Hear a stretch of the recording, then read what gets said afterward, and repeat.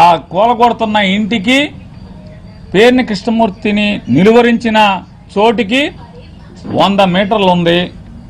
ఆ 100 మీటర్ల అంటే తారు రోడ్డు మీద సర్కారు తోట నుంచి అంటే జిల్లా పరిషత్ సెంటర్ నుంచి చిలకలపూడి మదర్ తెరీసా విగ్రహం అనుకున్న వెళ్ళేటువంటి రోడ్డు మీద మీరు పేర్ని కృష్ణమూర్తిని నిలువరింపు చేశారు.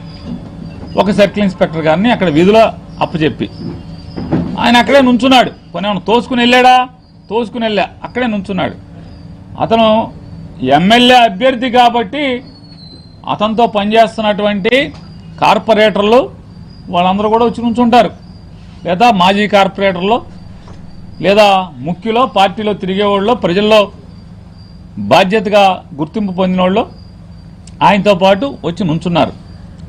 మీరంతా వెళ్ళిపోమని మీరు మాట్లాడుతూ మొదలుపెట్టారు. లేదండి మీరు ఇక్కడే మేము అందరం ఇక్కడే ఉంటాం, మీరు కొట్టేసి వెళ్ళిపోండి అని చెప్పారు. వారేమన్నారు, మీ గవర్నమెంట్లో కొట్టాం, ఈ గవర్నమెంట్ ఉన్నా కొడతాం అన్నాడు. మా గవర్నమెంట్లో బందర్లో మీరు ఎప్పుడు పనిచేశారు? మీరు బందర్లో ఎప్పుడు పోస్టింగ్ లేదు కదా, మేము పడేసామని మీరేటి చెప్తారు మా గవర్నమెంట్లో అని చెప్పి మాట్లాడారు. రెచ్చగొట్టింది ఎవరు?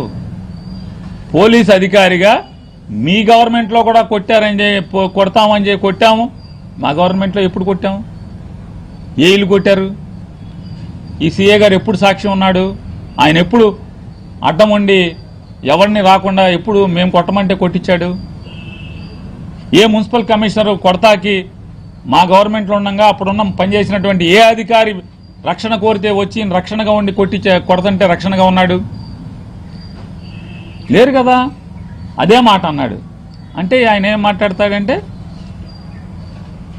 ఆయన కొడుకు వయసు కాబట్టి నువ్వు అనేయచ్చు. ఎస్పీ గారు నాకన్నా చిన్నోడు, నువ్వంటే చెల్లుతుందా? డీజీపీ గారు నేను ఇంచుమించుగా 2-3 ఏళ్ళు అటు ఇటుగా సమావేసుకులు ఉంటాం, డీజీపీ నువ్వు అంటే అవుతుందా? లేదా బందర్లో ఉన్నటువంటి అడిషనల్ ఎస్పీ గారు, డీజీపీ గారు లేదా సమావేశకులుగా ఉంటారనుకోండి, నువ్వంటే అవుతుందా? లేదా బందర్లో ఉన్న అడిషనల్ ఎస్పీలు డిఐజీ గారి కంటే పెద్దోళ్ళు, ఆయన్ని చిన్నోడు కాబట్టి నువ్వు అని అనగలరా? అశోక్ గారిని అనగలరా? ఎస్పీ గారిని అనగలరా? ఎస్పీ గారు చిన్నోడే కదా. ఇక్కడ పనిచేస్తున్నటువంటి చాలామంది సిఐల కన్నా అడిషనల్ ఎస్పీల కన్నా చిన్నోళ్లే కదా. నువ్వు అంటే అవుతుందా? అవదు కదా. గౌరవం అనేది మరీ ప్రత్యేకించి లా అండ్ ఆర్డర్లో ఉన్నప్పుడు మనం జాగ్రత్తగానే ఉండాలి.